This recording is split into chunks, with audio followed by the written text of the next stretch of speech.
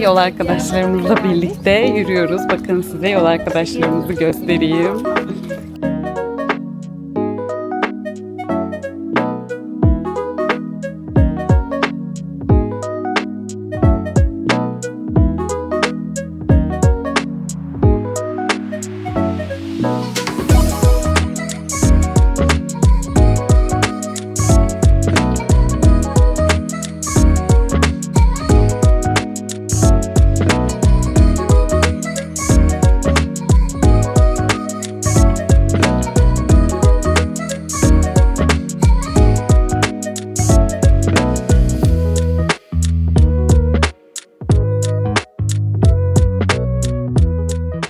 Evet, herkese günaydın, merhabalar.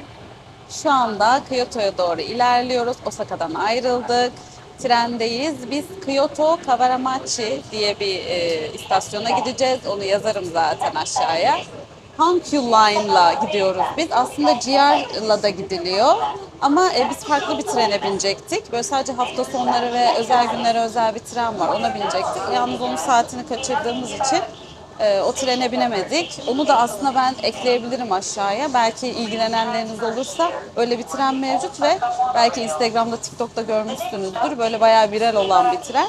Onu maalesef kaçırdığımız için buradan farklı bir trenle gidiyoruz. Daha sıradan bir tren. Şöyle bir bileti var.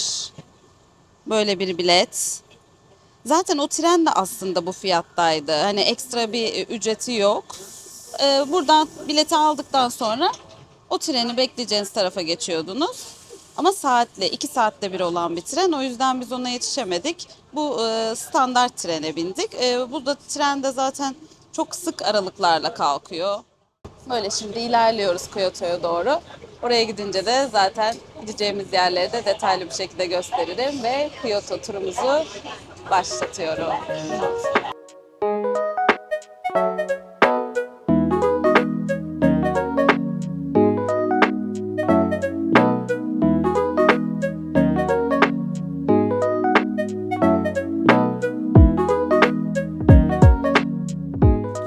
Evet, şimdi Kyoto'da ilk durağımız olan Toji Tapınağı'na geldik. Burası Kyoto'da bulunan önemli Budist tapınaklarından biri. Aynı zamanda UNESCO Dünya Mirası listesinde yer alan bir tapınak. Girişleri kişi başı 1200 yen veriyorsunuz. Öyle ödeyerek giriyorsunuz ve aynı zamanda biletle birlikte size şöyle bir rehber veriyorlar. Detaylı bir anlatım var aslında. Bir şeyleri açıklamışlar burada. Toji ile alakalı bilgiler de var. Burada tarihiyle alakalı bilgiler de bulabilirsiniz. Farklı şeyler de açıklanmış. Güzel bir rehber. Böyle inceleyebilirsiniz bunu. Bir de şu arkasında haritasını göstermişler. Burada da gitmek istediğiniz yerlere göre bir rota çizebilirsiniz. Buradan ilerleyebilirsiniz. Şimdi biz de buradan devam edeceğiz. Burada biraz vakit geçirdikten sonra yolumuza devam edeceğiz.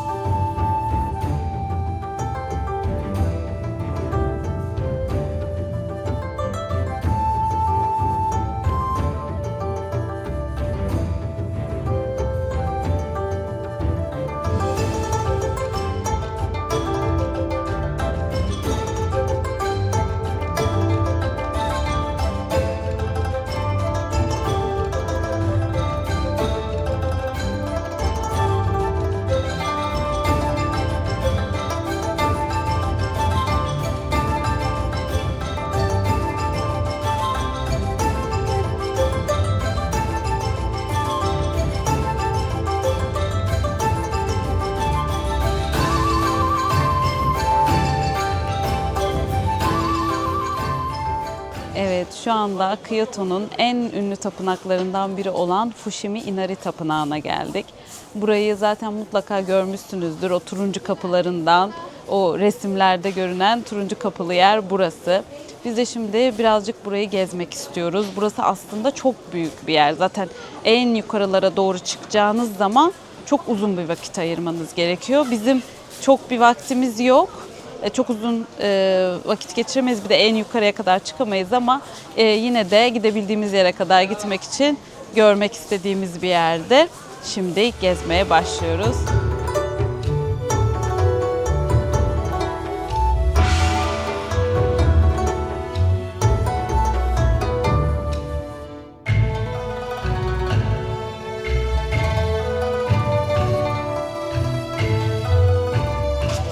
Şimdi Japonya'daki tapınaklarda çok meşhur olan bir şey yapacağız. Buradaki birazcık farklıymış ama yine de denemek istedim. Şimdi bu kutuyu ilk başta sallıyorsunuz.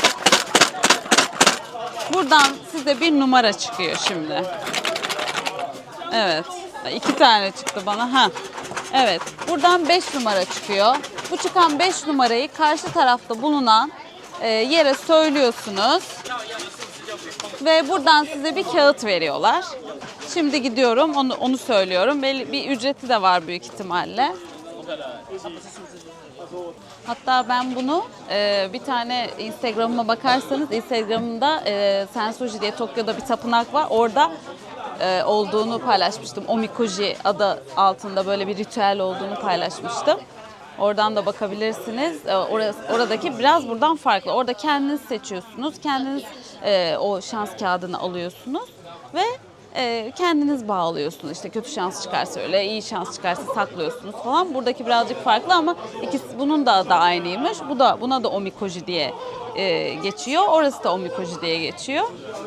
Burada ama gidip bir personele numara söylememiz gerekiyor. Şimdi o yüzden sırada bekliyorum. Five.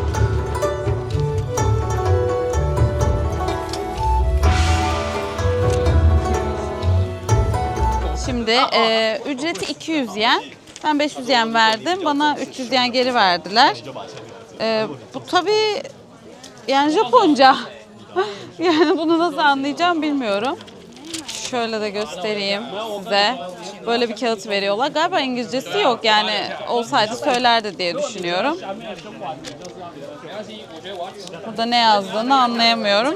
Ben bunu bir translate'ten bakayım. Ondan sonra değerlendiririm diye düşünüyorum. Yani böyle bir gelenek var.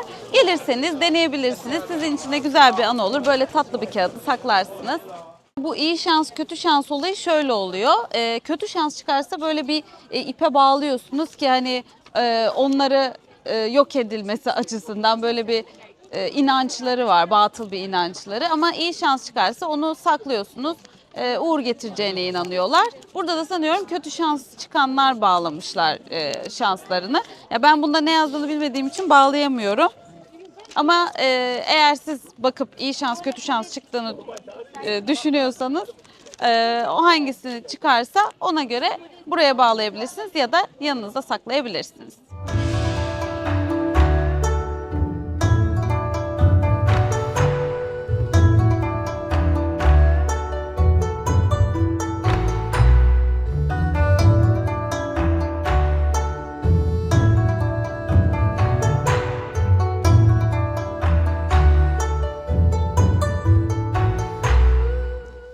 Şimdi bu tapınağın en önemli unsurlarından olan Tori isimli turuncu kapılardayız. Bu tapınağa insanlar dilek dilemek için geliyorlarmış. Dilekleri kabul olanlar ise bu üzerinde isim yazılı kapıları tapınağa bağışlıyorlarmış. Bu yüzden de her bir turuncu direk üzerinde bu isimler yazılıymış. Aslında buranın geçmişi birazcık da buna dayanıyor. Biz de şimdi bu isimlerin ve yazıların olduğu kısımdan geçiyoruz. Buranın hikayesi de bu şekildeymiş.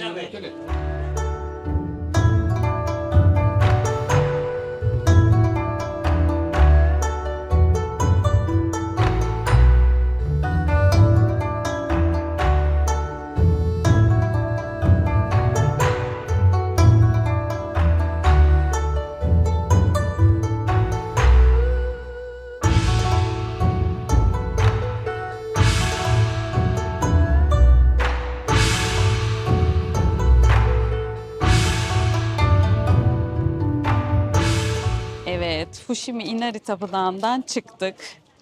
Yani yorulduk. Çünkü orası gerçekten bitmeyen, çok uzun, farklı farklı tapınakları barındıran bir yer. Bayağı bir vakit geçirmeniz gerekiyor orada ve çok yorucu. Oradan çıktık ama yılmıyoruz, durmuyoruz çünkü her yeri görmek istiyoruz kendi planlarımıza göre.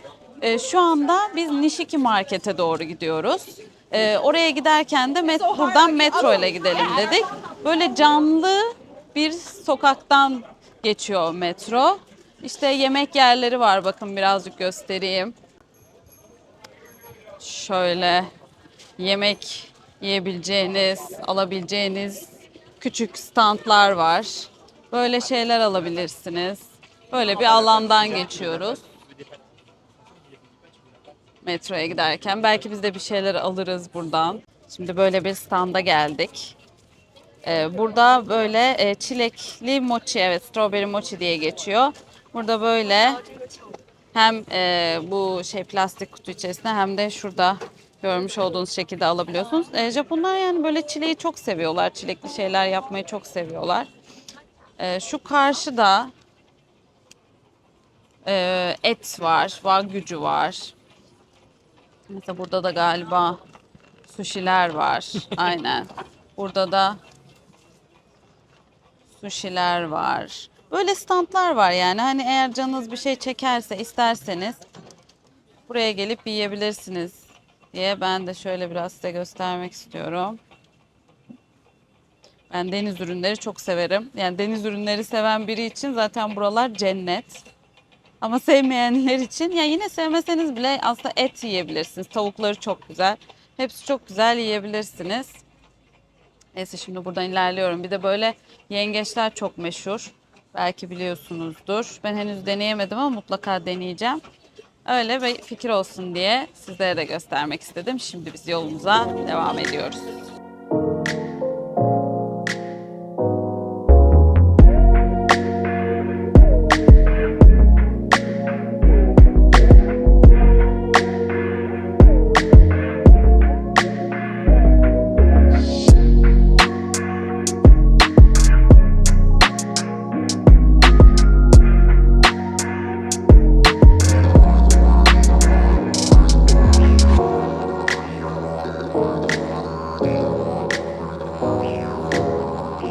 Evet, işte şu anda Nishiki Market'te yürümeye devam ediyoruz. Aslında burası komple Nishiki Market olarak geçiyor. İşte görebileceğiniz gibi bir sürü mağazalar var. Kıyafet mağazaları, yiyecek yerleri, oyun yerleri hepsi bir arada mevcut.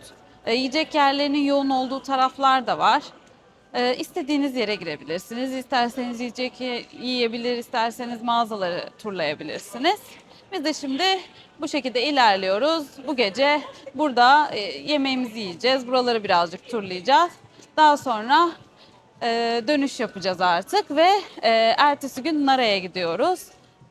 Nara'ya da güzel çekimler yapmayı düşünüyorum sizler için. Bakalım biz şimdi yürümeye devam ediyoruz. Şimdi bakın yani Japonların bu maket olayında ne kadar iyi olduklarını size göstermek için bir yer daha gösteriyorum. Yani gerçekten gerçek olandan ayırt etmek imkansız. Yani inanılmaz yapıyorlar yani. Çok enteresan. Bir ara gerçek zannettik yani aslında. Ama tabii ki gerçek bir şey de yani dışarıda göstermezler. Ama inanılmaz iyi. Çok başarılılar bu konuda. Bir de insanları cezbediyor yani. Böyle bir şey mesela. Almak istiyorsunuz gördükçe böyle. Ya bu kadar güzel görsellerini yaparlarsa zaten amaç biraz da o. Böyle bir yer. Bunu da size göstermek istedim. İşte şimdi buradan bir sushi alacağız. Burada bir sürü dükkan var. İstediğinizi alabilirsiniz. Sokak satıcıları da var. Biz de alıp elimizde yemek üzere alıyoruz. Ay inşallah da güzeldi. Yani umarım gözüktüğü kadar güzeldir. Şimdi deneyeceğiz.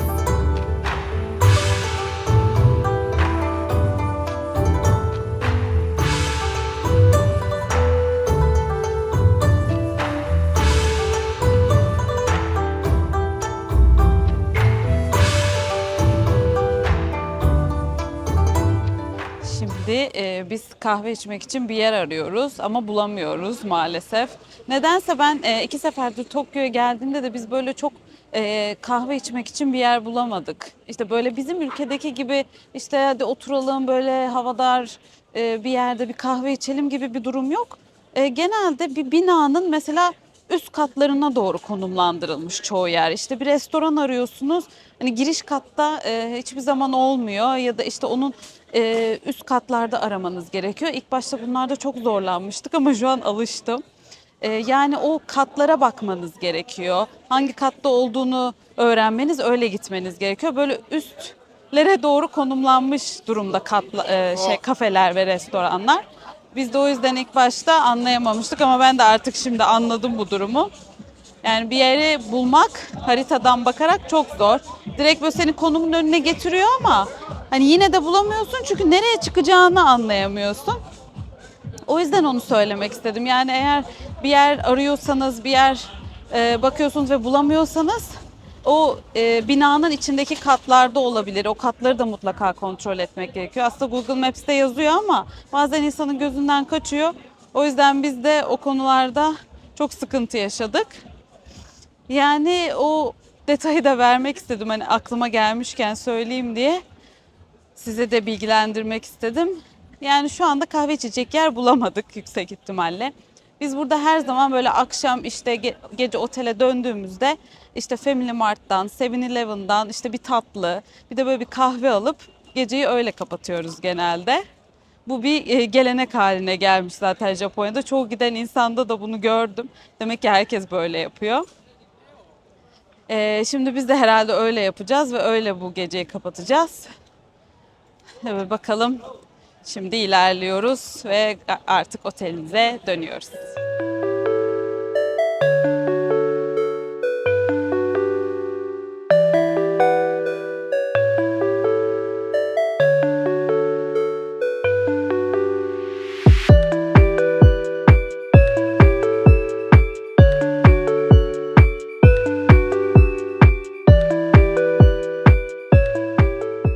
Evet, şu anda Kyoto'dan Nara'ya doğru yola çıkıyoruz ve bu çok beğendiğim bir tren vardı. Ayoniyoshi diye geçiyor. Belki TikTok'ta, Instagram'da görmüşsünüzdür.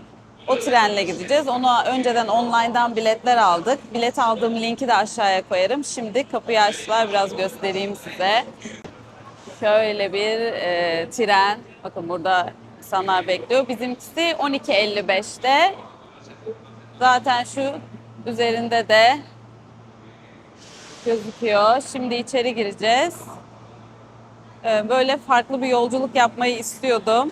Bu trende gerçekten gidenler de hep öneriyordu. O yüzden çok iyi oldu bilet bulabildiğimiz ama hemen doluyor rezervasyonlar. O yüzden bence çok bekletmeden hemen biletlerinizi alın. Özel bir tren olduğu için çok erkenden dolabiliyor. Daha avantajlı hale gelirsiniz. O yüzden biz de şimdi gidiyoruz. Size biraz da trenin içini göstereceğim şimdi.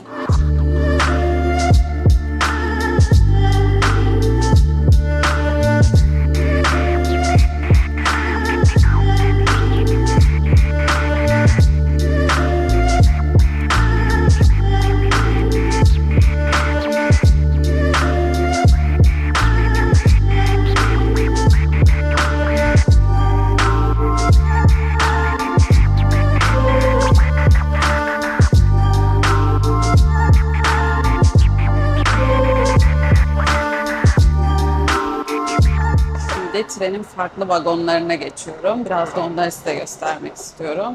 Burada otomatik olarak kapılar açılıyor. Bu bizimkiyle aynı aslında. Şurada cama yakın oturabileceğleriniz var. Direkt camı görenler. Burada karşılıklı oturabildiğiniz koltuklar var. Şimdi buradan ilerledikçe farklı bir vagona çıkılıyor. Mesela şurası boş. Buraya kimse gelmemiş. Çünkü çok erken bir saat değil. İnsanlar daha erken tercih ediyor. Buralara da valizlerinizi koyabiliyorsunuz. Böyle bir alan var. Şimdi yine otomatik kapıdan geçiyoruz. Ve burada böyle bir şeyler alabileceğiniz mini bir restoran, bar gibi bir yer var. Şuradan biraz bakın, şurada tatlılar var. O tatlılardan alabilirsiniz. Ama içecek var mı bilmiyorum. Menüsü var. Şu şekilde bir menü. Evet, içecekler de varmış. Şimdi buradan devam ediyoruz. Burada da dörtlü oturabileceğiniz yerler var ama sadece 4 kişi oturabiliyorsunuz. Yani daha fazlası olmuyor maalesef. VIP kısım olarak geçiyor ama bunlar 4 kişilik vagonlar. Maalesef daha fazla olmuyor. Eğer 4 kişiyseniz çok ideal. Burada çok rahat bir şekilde oturabilirsiniz. Genelde buradan ibaret. Biraz şöyle göstereyim size. Yani bence buraya gelmek, bu treni önceden rezervasyon olarak deneyimlemeniz sizler açısından da çok güzel bir deneyim olabilir. O yüzden tavsiyem önden rezervasyon yaptırın, biletinizi alın ve bence bu treni kaçırmayın.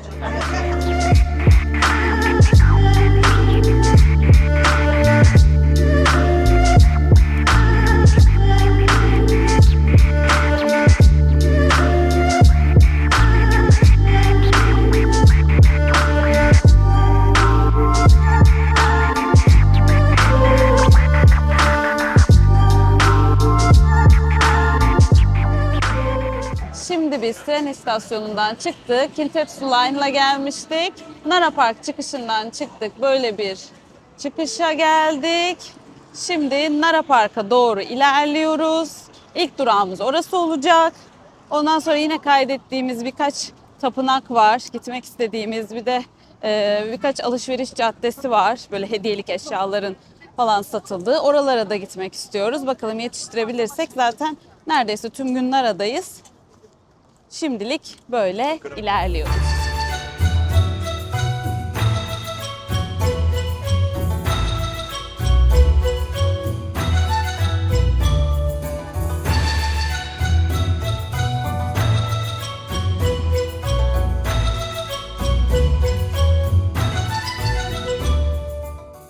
Mesela burada yürürken işte böyle yol kenarında geyikler görebilirsiniz.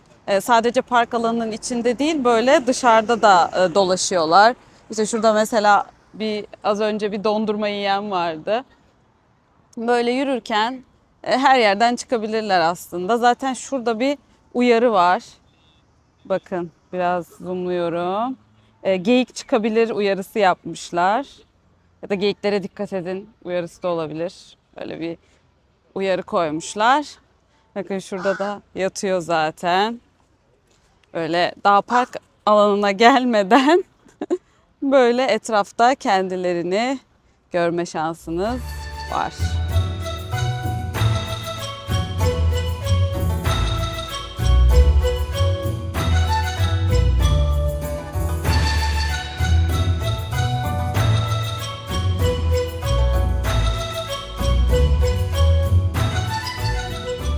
Ve şimdi park alanının içine girdik.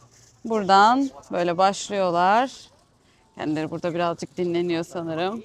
Burada bazılarıyla insanlar fotoğraf çektiriyor. Şu karşıda görmüş olduğunuz gibi. Her bir geyiğin yanında birkaç kişi var zaten. Ama yani bir şey yapmadıkları için insanlar da çok rahat. O yüzden çok yakınına kadar girebiliyorlar. Bakın şurada çok tatlı bir çocukla geyik var. Çok güzel bir manzara. Böyle kocaman bir park aslında.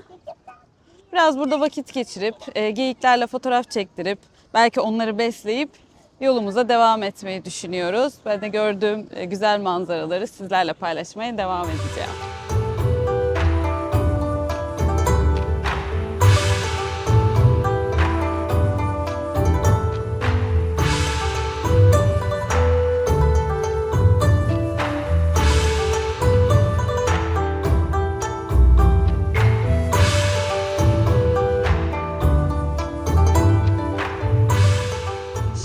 İşte parkta ilerliyoruz. Ben de yine biraz size etrafı göstereyim istedim. Burada da kurabiyeler satılıyor. Aslında o kurabiyelerden almak istedik. Çünkü başka türlü kafalarını kaldırmıyorlar genelde. Hep yerdeki otları yiyorlar. O kurabiyeleri aldığınız zaman birazcık işte size bakıyorlar, peşinizden geliyorlar ama henüz bulamadık. Yani gelirseniz o kurabiyelerden alın mutlaka. Onları vererek fotoğraf çektirebilirsiniz. O şekilde size yüzleri de dönük oluyor. Şimdi arkadaşım onlara kurabiye veriyor ama peşinden geliyorlar. Ay, görmeniz lazım. Şu an çok komik bir manzara vardı yani.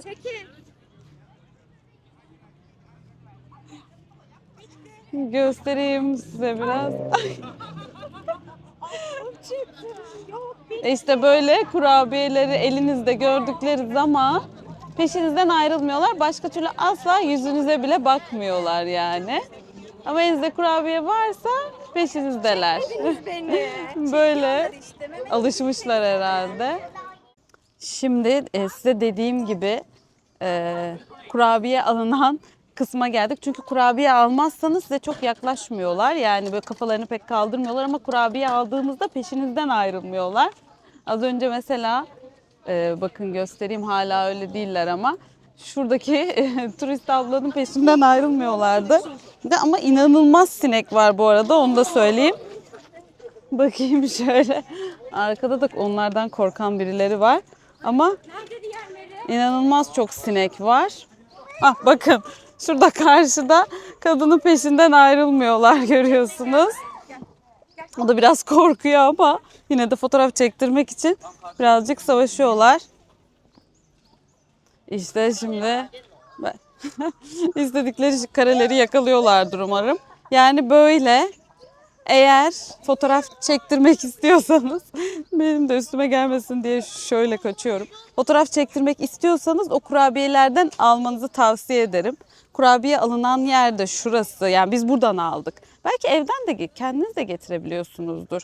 Şöyle bir yer. Burada satılıyormuş kurabiyeler. İşte biz de buradan aldık. Ama belki başka evden getirirseniz de olur yani. Öyle de yapabilirsiniz. Biz şimdilik buradan aldık. Şimdi arkadaşlarım çekilmeye çalışıyor. Ben de şimdi onlara yetişeyim. Birazcık fotoğraf çekilmeyi deneyeyim. Devamında tekrar görüşürüz.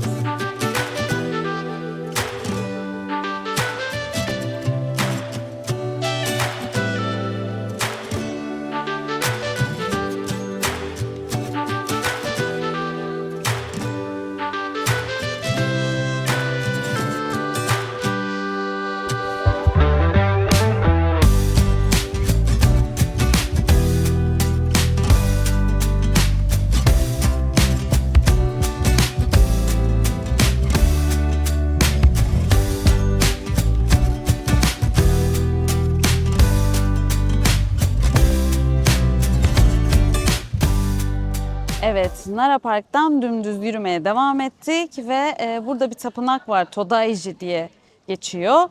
Oraya gelmeye karar verdik. Zaten burası da aslında Nara Park'ın içerisinde gibi. Dümdüz bir yoldan devam ediyorsunuz.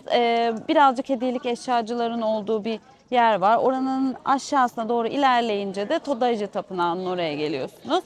Burada da yine aslında geyikler var yolumuzun üstünde. Yani çok farklı bir kısımda değil, çok yakın. 2-3 dakika yürüme mesafesinde. Şimdi bir de oraya gelelim dedik.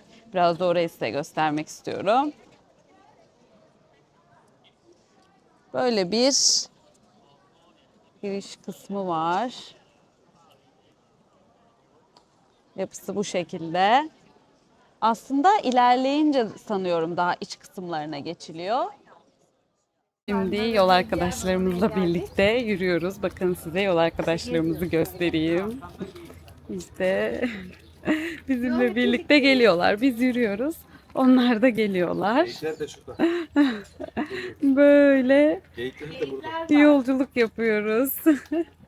Şimdi Todaiji Tapınağı'nın orada Urasando diye bir yere gidiyoruz ve kimlerle gidiyoruz bakın. Birlikte yolumuza devam ediyoruz ayrılmadan. Onlar da bizimle geliyorlar. Böyle buradan merdiven çıkıyorsunuz birazcık. Bu merdivenlerden çıktıktan sonra da şimdi göstereyim. Şöyle bir alana doğru geliyorsunuz. Yani burası çok kalabalık değil. Yani park çok daha kalabalık. Ama yani hazır gelmişken yakında zaten buraları da görmek gerekir bence. Eğer vaktiniz varsa tabii ki ve yani size göre görmeye değer yerlerse tabii ki gelmenizi tavsiye ederim. Bir de belki gelirken böyle tatlı refakatçileriniz de olabilir. Sizinle beraber size arkadaşlık edebilirler. Ama gerçekten sanki bizimle birlikte geliyorlarmış gibi. Önce bir ayrıldık. Farklı yollara gittik. Ama sonra tekrar bizi buldular herhalde. Ve bizle devam ediyorlar. Çok güzel. Onlar zaten burada geziyorlar, takılıyorlar, vakit geçiriyorlar, eğleniyorlar. Böyle bir yere geldik. Bunun da adını zaten alta yazarım. Belki isterseniz buraya da bakabilirsiniz.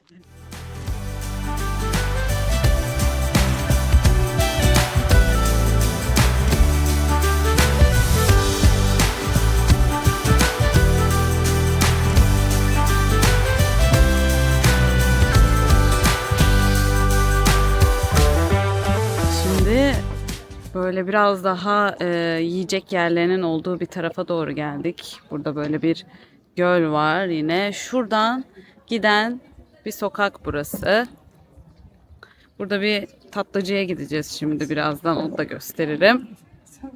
Bu Japonlarda çok ünlü bir şey var. Mochi. Mochi mi mochi mi öyle okunan bir tatlı var. Onun yapıldığı bir yere gideceğiz. Bakalım, ben çok sevmedim, denedim ama çok sevmedim. Arkadaşlarım deneyecek. Beğenirler beğenmezler bilmiyorum ama ben çok sevemedim ne yazık ki. Şimdi onun olduğu ünlü bir restoran var. Ünlü bir tatlıcı yani, daha doğrusu oraya doğru gidiyoruz. Burası da böyle küçük, zaten Nara küçük bir yer ama şirin, tatlı bir yer. Böyle huzurlu, yani bana huzurlu geldi. Çünkü yeşillik inanılmaz fazla. Zaten genelde işte Kyoto'ya gelenler ya da işte Osaka'ya gelenler, işte yakın taraflara gelenlerin günübirlik tercih ettiği bir yer. Bizim de biraz öyle oldu. Günübirlik tercih ettik. O yüzden de buraya geldik. İşte dediğim mochici burasıydı ama gördüğünüz gibi kapanmış. Maalesef yetişemedik. Artık bir gün bir daha gelirsek buraya umarım yeriz ama maalesef şu an için gerçekleşemedi bu isteğimiz. Şurada da bakın fotoğrafları koymuşlar buraya gelen kişilerin. Burası bayağı eski bir yer bildiğim kadarıyla. Ve buranın en ünlü yerlerinden biri. Çünkü sosyal medyada da çok ünlü oldu. Şurası da o yaptıkları yer. Ama maalesef bugün şanslı günümüzde değilmişiz, yiyemedik. Herkese günaydınlar. Bugün Kyoto'da 3. günümüz ve ilk durağımız olarak Nijo Kalesi'ne geldik.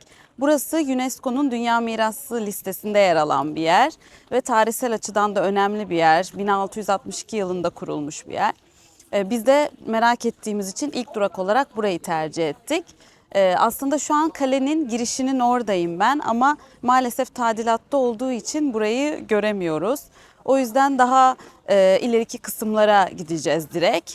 Bir rehber veriyorlar girişte zaten. Farklı dillerde mevcut.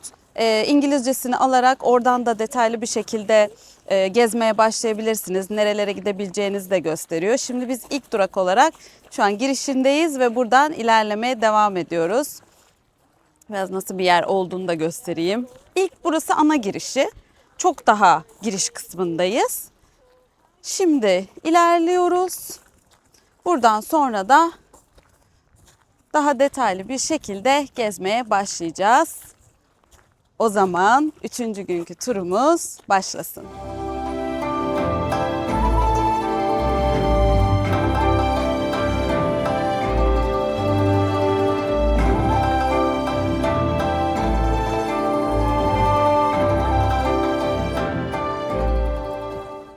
Şimdi biz ilk olarak buradaki Ninomaru Goten Palace diye bir yere geldik. Burası hemen girişten girdiğiniz zaman zaten karşınızda. Burası şöyle bir yer. Buranın en büyük Nijo Kalesi'nin içindeki en büyük saraylardan biri. İçerisinde 6 tane oda var birbirine bağlı olan. Ve duvarda bazı çizimler, motifler var. Bunları detaylı bir şekilde anlatıyor. Bu arada içeriye ayakkabısız giriyorsunuz. Onun da detayını vereyim. Japonya'da bazı yerlerde böyle olabiliyor. Onu da söylemeden geçmek istemedim. Ya bence mutlaka gelip görmelisiniz. Çünkü güzel bir anlatımı da var. Her şeyi, her odayı detaylı bir şekilde anlatmışlar. Güzel bir şekilde betimlemişler, göstermişler. Yani gezip görmeniz gerektiğini düşünüyorum. Zaten hemen dediğim gibi de girişte ilerlediği zaman karşınıza çıkacak. Biz de şimdi buradan o elimizdeki rehberdeki haritayla ilerliyoruz. Oradan kendimize bir rota oluşturacağız ve oradan devam edeceğiz. Şimdi yolumuza devam ediyoruz.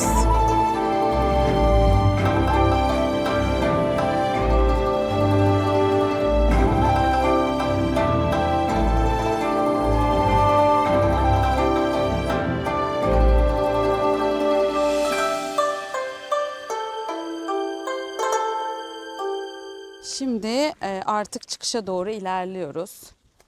Buradaki turumuzu tamamladık. O verdikleri rehberde numaralar var. O numaralara göre ilerliyorsunuz ve bütün bu kaleyi tamamlayabiliyorsunuz. Biz de buradaki turumuzu tamamladık. Şimdi de bambu ormanlarına gideceğiz. Yine Kyoto'nun en önemli simgelerinden olan bambu ormanlarına da gittikten sonra yine ona çok yakın olan bölgelere gezmeye devam edeceğiz.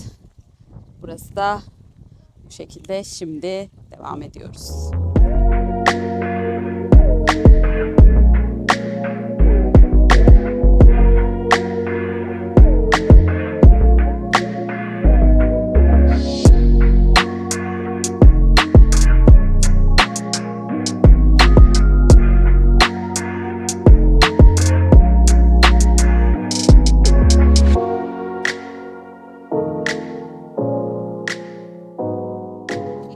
Şimdi Kodaji Bamboo Forest'a doğru yolumuza başladık.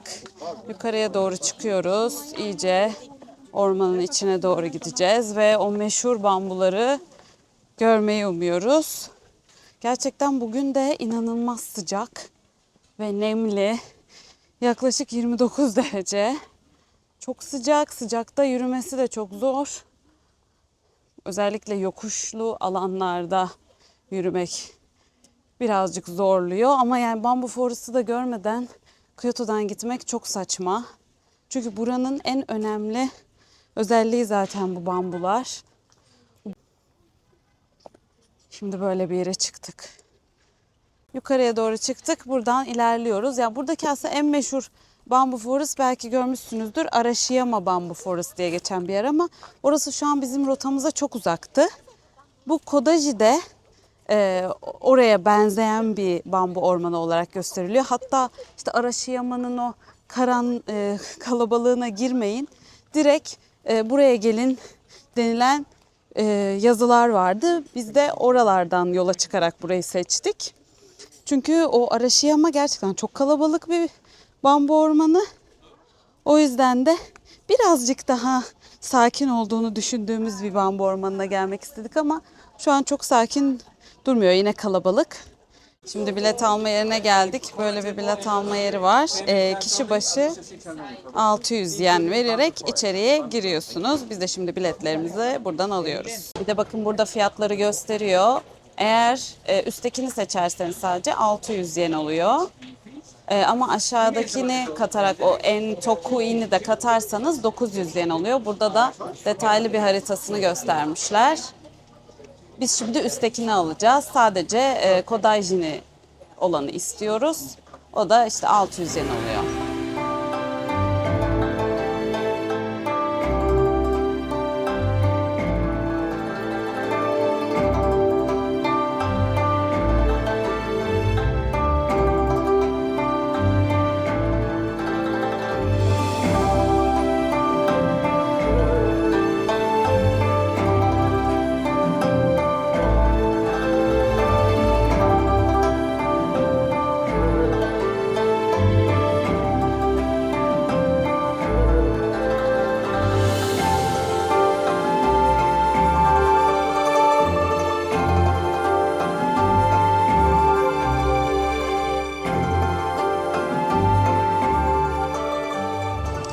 Şimdi Kodaiji bambu ormanlarından çıktık.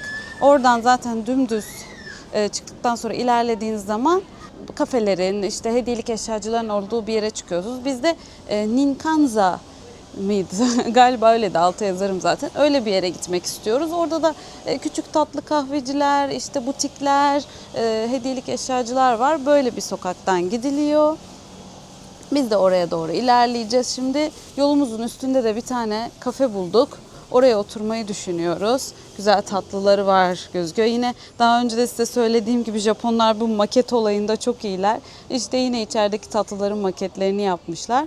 Ama içerisi de çok şeker tatlı. O yüzden oturmak istedik buraya. Birazcık da soluklanalım. Çok sıcak gerçekten. Sürekli yürümek zorlaşıyor. Bir de Kodaiji'de yukarıya doğru da çıkmak durumunda kaldık biz. Yani oraya merdivenle çıkılıyor. O yüzden de yukarıya doğru çıkınca da insan nefes nefese kalıyor ama çok büyük bir bambu ormanı değil, onu da söyleyeyim.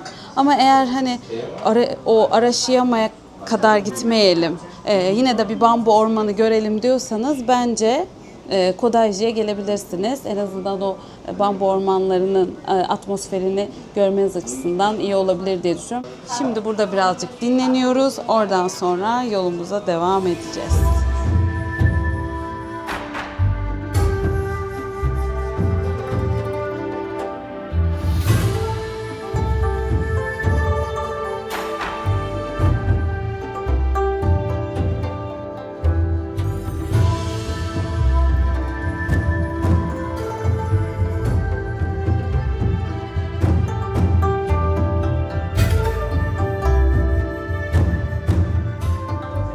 Bakın mesela yürüdüğümüz yerde işte böyle çeşitli dükkanlar var, bazı kafeler var, bir de hediyelik eşyacılar var. Bakın şuradan gözüken şeyler de çok güzel gözüküyor gerçekten. Ya çok fazla hediyelik eşyacılar var burada ve hepsi de çok güzel. Ama yani hangi birini alacaksınız tabii ama hepsi çok güzel. Yani bence zaten Japonların hediyelik eşya olayı bayağı iyi. Yani alacağınız yoksa da almak istiyorsunuz. Çünkü hepsi çok güzel böyle bilmiyorum yani çok değişik bir cezbedici bir özelliği var. Bakın yine bir maket yapmışlar. Yine gerçek gibi. Böyle. Ama burası da değişik bir yermiş ama bakın şurada. Bunlar mochi sanıyorum.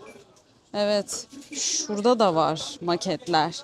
Yani içeride de yapmışlar. Çoğu yerde var. Burada da yine bir tatlıcı var.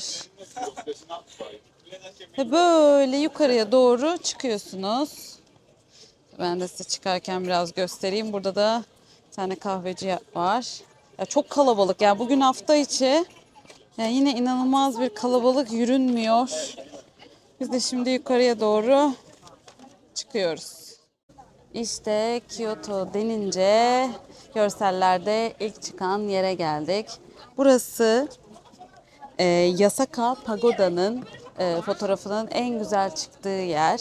Gerçekten bir fotoğraf noktası olarak da konum olarak da öyle gösteriyor. Ama şu an güneş biraz arkadan vurduğu için çok güzel çıkmıyor görüntüsü.